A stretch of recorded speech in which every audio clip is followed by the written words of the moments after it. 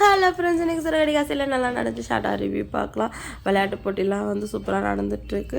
First இதில் வந்து மீனா ஜெயிச்சிட்டாங்க. ரெண்டாவது ஒரு பிஸ்கெட் போட்டி வச்சாங்க, அதில் வந்து முத்து ஜெயிச்சிட்டாரு. அடுத்து ஹஸ்பண்ட் அண்ட் ஒய்ஃப் எல்லாம் சேர்ந்து பார்ட்டிசிபேட் பண்ணோம் அப்படின்னு சொன்னதுமே இவங்களோட சண்டை ஸ்டார்ட் ஆகிடுச்சு.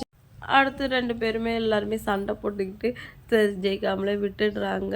மற்றவங்கெல்லாம் ஜெயிச்சிடுறாங்க. அதை பார்த்துட்டு பாட்டி பாரு இவங்கக்கிட்ட ஒத்துமை இல்லாததால மற்றவங்களாம் ஜெயிக்கிறாங்க, நம்ம பிள்ளைங்க தோத்துட்டாங்க அப்படின்னு சொல்லிட்டு அடுத்து வந்து பொண்டாட்டியை தூக்கிக்கிட்டு இவ்வளோ நேரம் நிற்கணும் அப்படின்னு ஒரு போட்டி வைக்கவுமே எல்லாருமே வந்து பேசி காம்ப்ரமைஸ் ஆகிடுறாங்க. அதில் மனோஜ், முத்து, ரவி பேர் எல்லாருமே வந்து வின் பண்ணிடுறாங்க. பாட்டி பார்த்தீங்களா, நீங்கள் ஒத்துமையாக இருந்ததால தான் இப்போ ஜெயிச்சிங்க, சண்டை போட்டு அதுலேயும் ஜெயிக்க முடியாது அப்படின்னு சொல்லிட்டு அட்வைஸ்லாம் பண்ணுறாங்க. ஒரு வழியாக வந்து பொங்கல் செலிப்ரேஷன் வந்து முடிஞ்சிடுச்சு.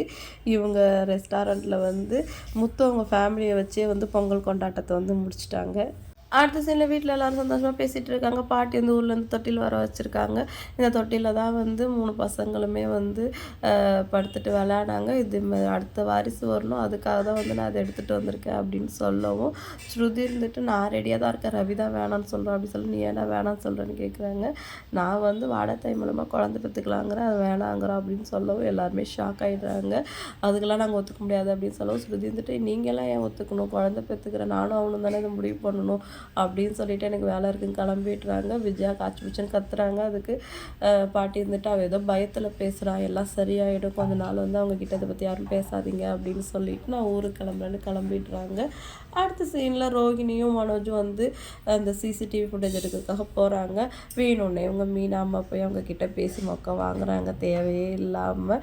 சீதா வந்து திட்டுறாங்க, ஏமா நீயா போய் பேசினா, அவங்க எப்படி பேசுகிறாங்க பாரு அப்படி சொல்லிட்டு, நீ சொந்தக்காரங்க தானே போய் பேசினா அப்படிங்கிறாங்க. நீ தான் அப்படி நினைக்கிறாங்க அப்படி நினைக்கிறாங்களா அப்படின்னு சொல்லிட்டு போலீஸ்காரங்க வந்து உள்ளே போயிட்டு சிசிடிவி ஃபுட்டேஜ்லாம் வாங்கிட்டு வந்தோடனே அதை என்ன பண்ண போகிறீங்க அப்படின்னு மனோஜ் கேட்கவும் நாங்கள் எல்லா ஸ்டேஷனுக்கு இதை அனுப்புவோம் அப்படின்னு சொல்லிட்டு அவங்க சொல்கிறாங்க.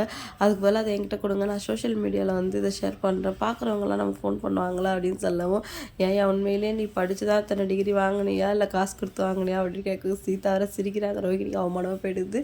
பின்ன என்னப்பா நீ இதே சோஷியல் மீடியாவில் ஷேர் பண்ணால் அதை அவனும் பார்ப்பான்ல, எங்கேயாவது போய் எஸ்கேப் ஆகிட மாட்டான், உனக்கு கொஞ்சமாவது அறிவு இருக்கா அப்படின்னு சொல்லிட்டு திட்டாங்க வந்து கிளம்பிடுறாங்க. இன்றைக்கி எபிசோட் வந்து இதோட முடிஞ்சிருச்சு. நாளைக்கு நல்லா நடக்க போகுது அப்படின்னு சொல்லிட்டு வெயிட் பண்ணி பார்க்கலாம். வீடியோ பிடிச்சா லைக் பண்ணிக்கோங்க. இன்னொரு வீடியோவில் நம்ம மீட் பண்ணலாம். டட்டா பாய்.